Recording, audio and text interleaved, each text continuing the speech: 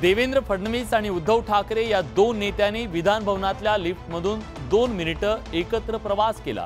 मात्र त्यांच्या एकत्र प्रवासानं राज्यातल्या राजकीय चर्चेला उधाण आलं। अधिवेशनासाठी उपमुख्यमंत्री देवेंद्र फडणवीस आणि उद्धव ठाकरे हे एकाच वेळी विधान भवनात दाखल झाले। लिफ्टची वाट पाहत असताना ठाकरे आणि फडणवीसांमध्ये संवाद झाला। त्यानंतर लिफ्ट खाली आली। त्यावेळी लिफ्टमध्ये असलेल्यांना फडणवीसांनी बाहेर यायला सांगितलं। काही लोक लिफ्टमधून बाहेर आले खरे, पण भाजपचे नेते प्रवीण दरेकर लिफ्टमध्येच थांबले। दरेकरांना पाहून उद्धव ठाकरेंनी त्यांना बाहेर काढायला सांगितलं।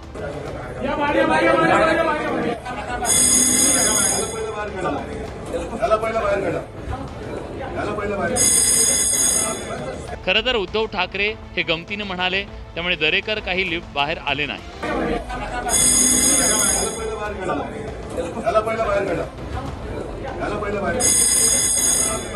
ठाकरे फडणवीसांनी 1.5 ते 2 मिनिटं लिफ्टमध्ये सोबत प्रवास केला।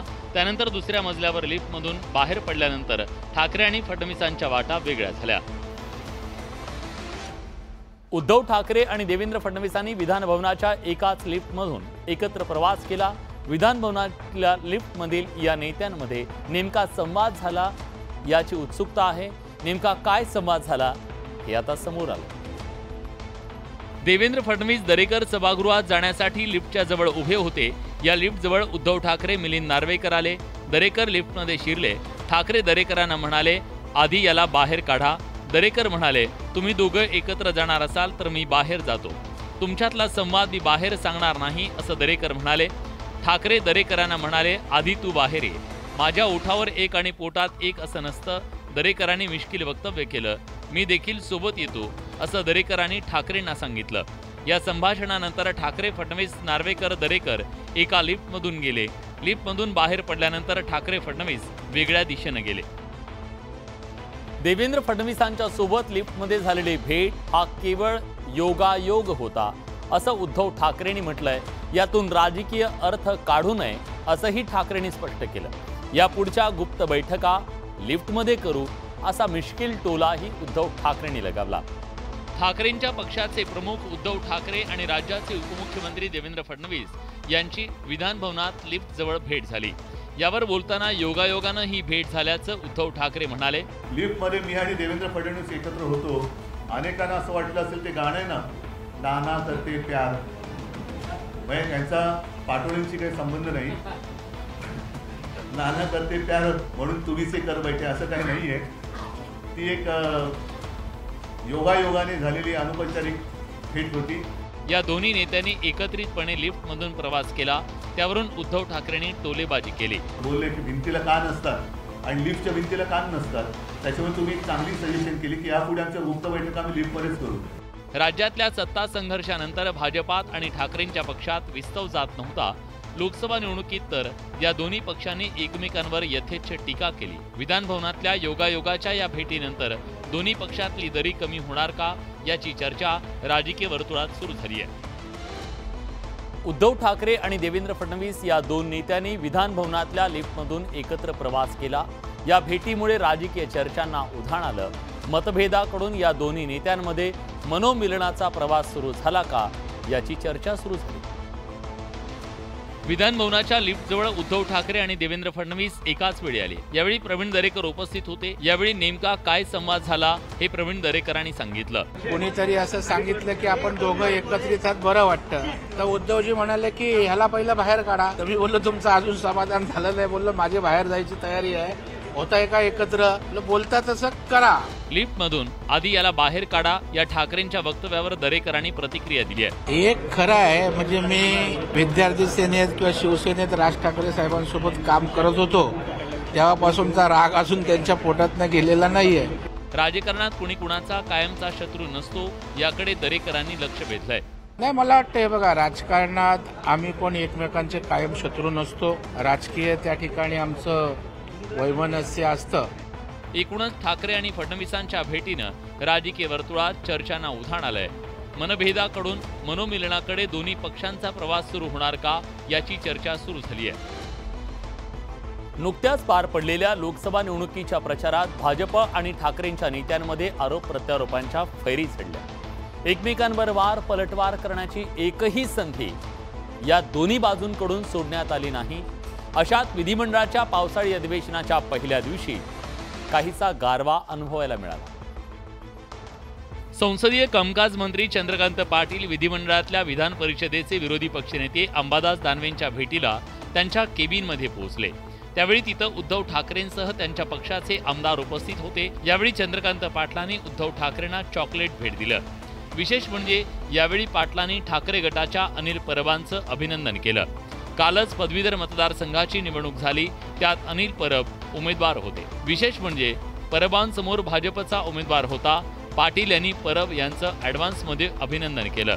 यावेळी उद्धव ठाकरे आणि चंद्रकांत पाटलांमध्ये संवाद झाला। असंच प्रेम असू द्या असं यावेळी ठाकरेंनी चंद्रकांत पाटलांना सांगितलं।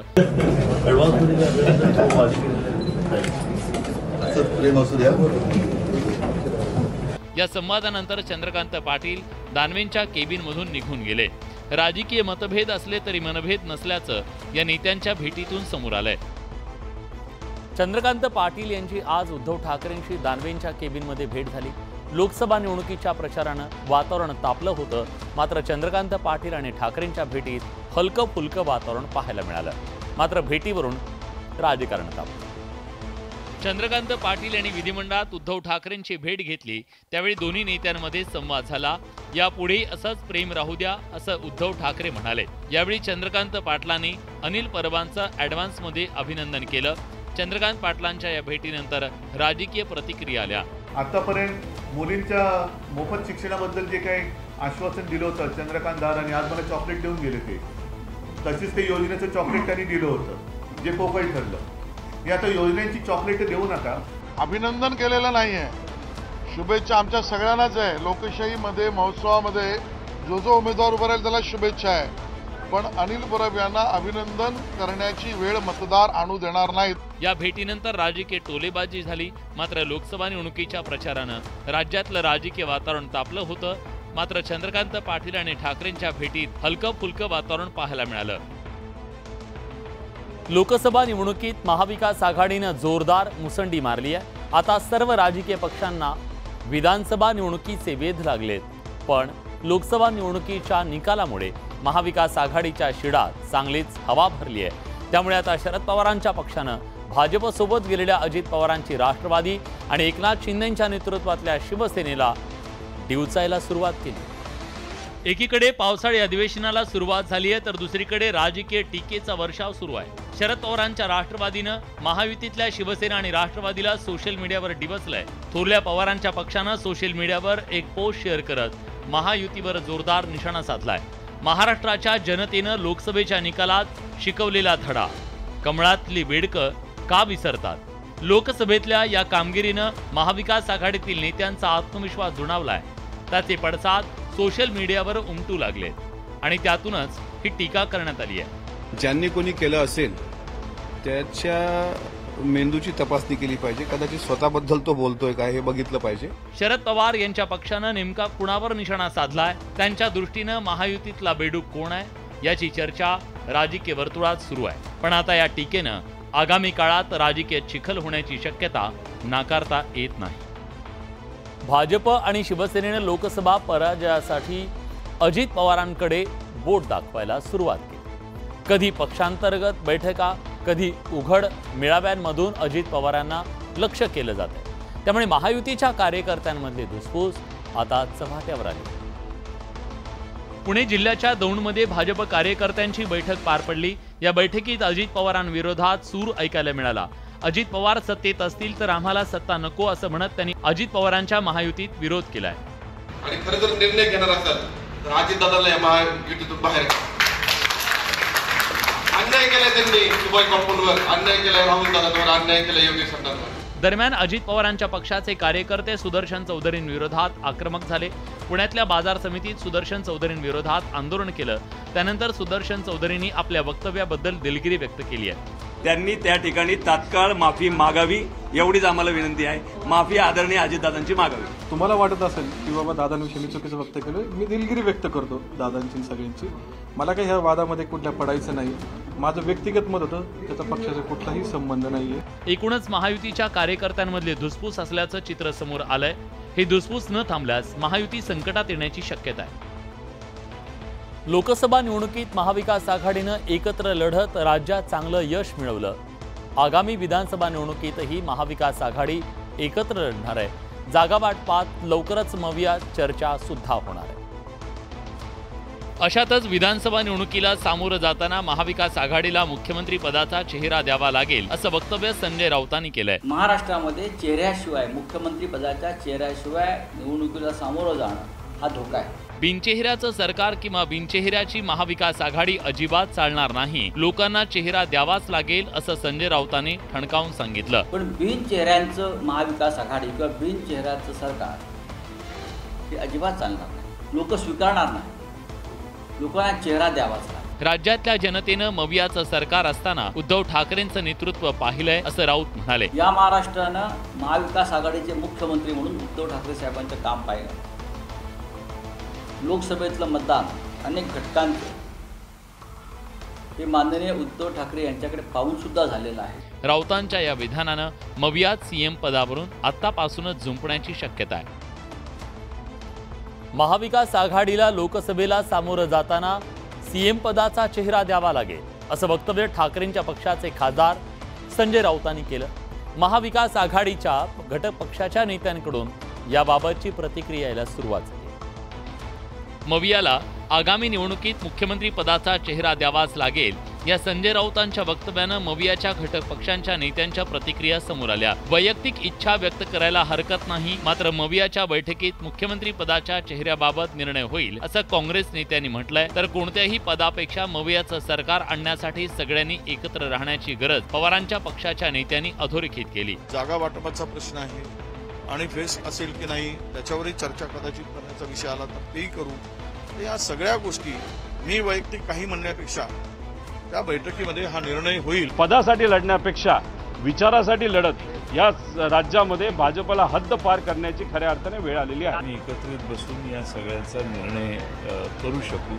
फारसे काही मतभेद आहेत पुण्यात असं मला वाटतं. उद्धव ठाकरे यांचा चेहरा असेल ते आता एकत्रित बसून चर्चा होईल.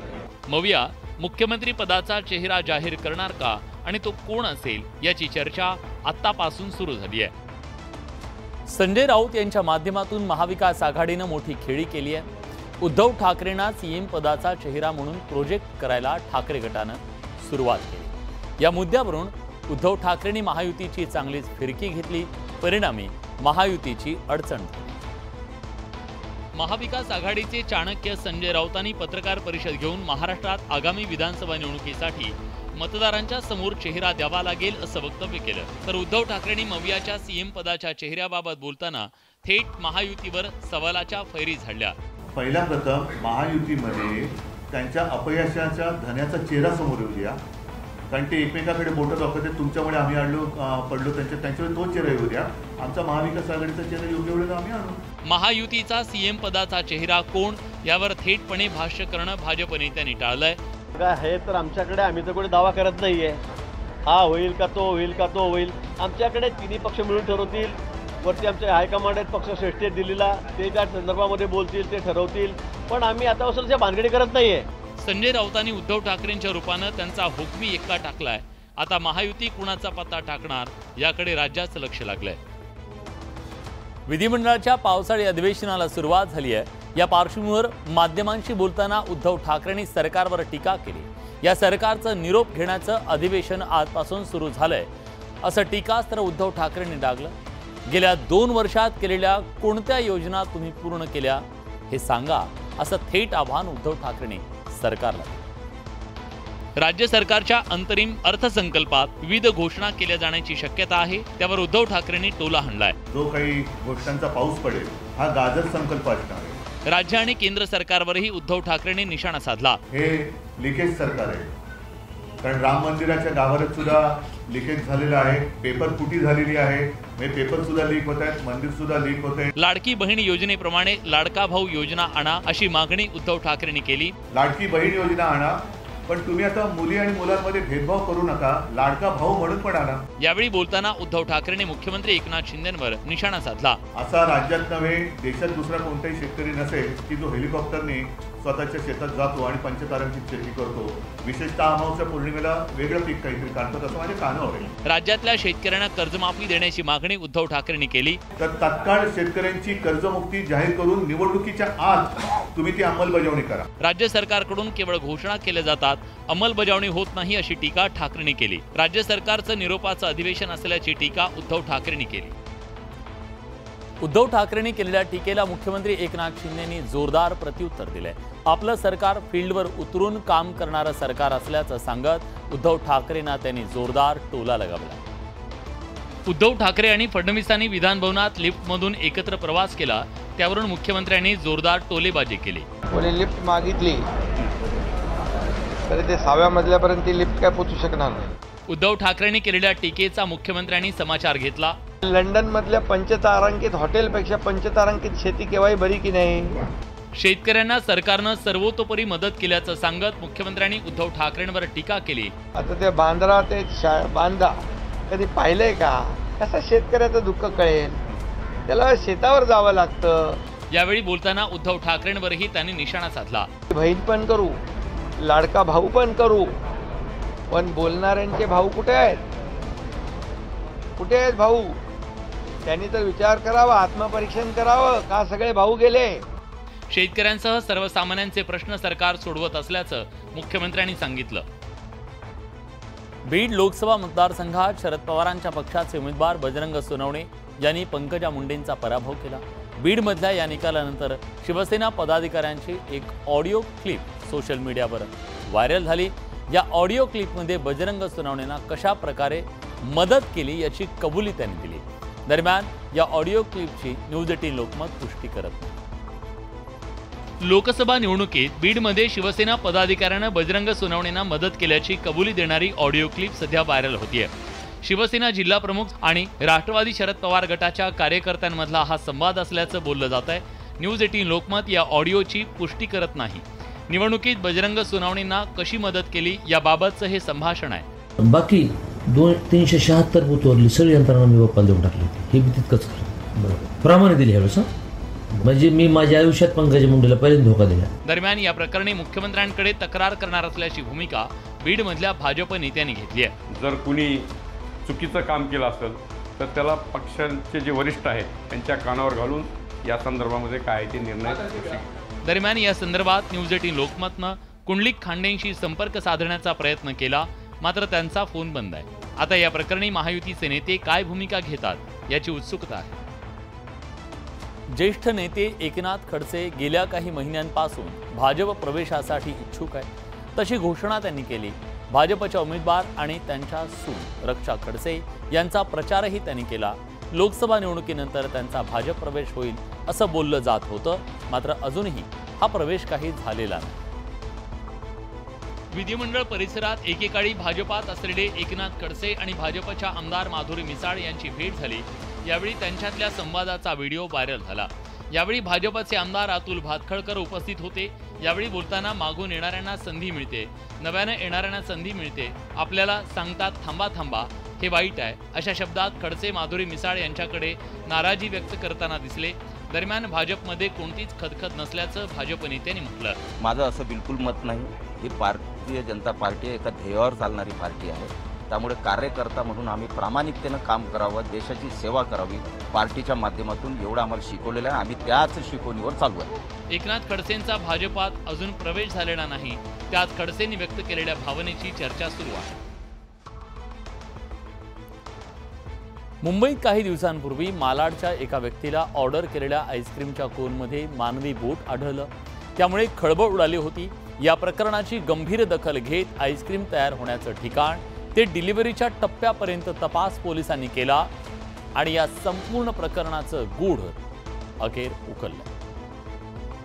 मालाडच्या आर्लेम चर्च परिसरातील रहिवाशी ब्रेंडन सराव यांनी गेल्या आठवड्यात ऑनलाईन डिलिव्हरी ॲपद्वारे ऑर्डर केलेल्या यमो कंपनीच्या आईस्क्रीम कोनमध्ये सुमारे 2 सेंटीमीटर लांब मानवी बोटाचा तुकडा आढळला होता. त्यांनी तात्काळ पोलिसात धाव घेत तक्रार दाखल केली। या प्रकरणी पोलिसांनी हे मानवी बोट कुणाचं याचा सखोल तपास सुरू केला। हे मानवी बोट पुण्याच्या फॉर्च्यून कंपनीत काम करणाऱ्या सहाय्यक ऑपरेटर ओंकार पोटेंचं असल्याची माहिती समोर आली आहे। DNA रिपोर्टमध्ये याचा खुलासा झालाय। 11 मे 2024 रोजी आईस्क्रीमचं पॅकिंग करत असताना ऑपरेटरच्या डाव्या हाताचं मधलं बोट कापलं गेलं। विशेष म्हणजे या आईस्क्रीमची मॅन्युफॅक्चरिंग डेट याच दिवसाची आहे। या प्रकरणी या कंपनीच्या विरोधात निष्काळजीपणा केल्याप्रकरणी ठपका ठेवण्यात आलाय। या प्रकरणी जबाबदार अधिकाऱ्यांवर कारवाईची शक्यता आहे। पुण्यातल्या एका पबमध्ये ड्रग सेवन करताना काही तरुणांचा व्हिडिओ व्हायरल झाला। त्यानंतर पुण्यातल्या अनधिकृत बार आणि पबवर बुलडोझर चालवण्याचे आदेश मुख्यमंत्र्यांनी दिले। पुण्यातल्या कारवाईनंतर आता ठाणे परिसरातल्या अनधिकृत पब बारवर हातोडा पडतोय। ठाणे आणि मीरा भाईंदर मधील अनधिकृत पब बार आणि अंमली पदार्थांशी संबंधित अवैध बांधकामांवर बुलडोझर फिरवावा असे आदेश मुख्यमंत्र्यांनी दिले। त्यानंतर मीरा रोड भागातल्या 3 बारवर महापालिकेनं तोडक कारवाई केली। पालिकेनं पोलीस बंदोबस्तात ही कारवाई केली। कल्याण डोंबिवली महापालिका हद्दीतल्या बेकायदा तसंच अनधिकृत बार, पब आणि हॉटेल यांच्यावर महापालिकेच्या अतिक्रमण विभागाकडून तोडक कारवाई करण्यात आली आहे। महिनाभर आधी बेकायदेशीरपणे सुरू असलेल्या सगळ्यांना महापालिकेकडून नोटीस बजावण्यात आली होती। त्यानंतर पोलीस बंदोबस्तात ही कारवाई करण्यात आली। तो सभी बार को नोटिस दिया गया था। जो बार के पास कोई भी परमिशन नहीं थी, जो टोटली इलीगल थे, उनके ऊपर आज से कार्रवाई चालू की गई। अनधिकृत पब आणि बारवरची ही कारवाई यापुढे सुरू राहणार असल्याची माहिती महापालिका अधिकाऱ्यांनी दिली। मुख्यमंत्र्यांच्या आदेशानंतर ही कारवाई करण्यात आली असली तरी यापूर्वी अनधिकृत बांधकामांकडे डोळेझाक का करण्यात आली हा सवाल। देशभरात गाजत असलेल्या नीट घोटाळ्याचे धागेदोरे महाराष्ट्रापर्यंत पोहोचल्याचं समोर आलंय आणि या प्रकरणी ATS कडून तपास सुरू आहे। या तपासात धक्कादायक बाब समोर आली आहे। या प्रकरणाचा तपास आता CBI कडे सोपवण्यात आलाय। नीट घोटाळ्या प्रकरणी आरोपी संजय जाधव आणि जलील पठाण यांना येत्या 2 तारखेपर्यंत पोलीस कोठडी सुनावण्यात आली आहे। संजय जाधव आणि जलील पठाणची चौकशी सध्या सुरू आहे। या चौकशीत त्यांनी धक्कादायक माहिती दिली आहे। आमच्यासारखे अनेक सब एजंट मराठवाड्यात इतर ठिकाणी असल्याची माहिती या दोघांनी दिली आहे। आपला संबंध केवळ इरण्णा कोनगलवार याच्यासोबत असून इरण्णाचे असंख्य एजंट असल्याची माहिती दोघांनी दिली आहे। या दोघांच्या कबुली जबाबानंतर पोलिसांनी 28 जणांची चौकशी केली। मात्र हे पीडित की सब एजंट याबद्दल पोलीस संभ्रमात आहेत। या घोटाळ्याचा मुख्य सूत्रधार गंगाधर असून दिल्लीत राहून इरण्णाशी त्याचा संबंध असल्याची माहिती चौकशीतून समोर आली। हेच ते शिवाजीनगर पोलीस स्टेशन आहे। याच पोलीस ठाण्यामध्ये आरोपी संजय जाधव आणि जलील पठाण हे आहेत आणि त्यांनी काल पोलिसांना अशी कबुली दिलेली आहे की आमच्यासारखे अनेक एजंट जे आहेत ते राज्यभर किंवा मराठवाड्यामध्ये असू शकतात। लातूरातील नीट रॅकेट प्रकरणाचा तपास CBI कडे सोपवण्यात आल्याची माहिती गृह मंत्रालयाच्या सूत्रांनी दिली आहे। तर या होत्या दिवसभरातल्या सर्व महत्त्वाच्या बातम्या। दमदार 10 या बुलेटिनमध्ये आपण इथेच थांबतोय। ताज्या घडामोडींसाठी बघत रहा News 18।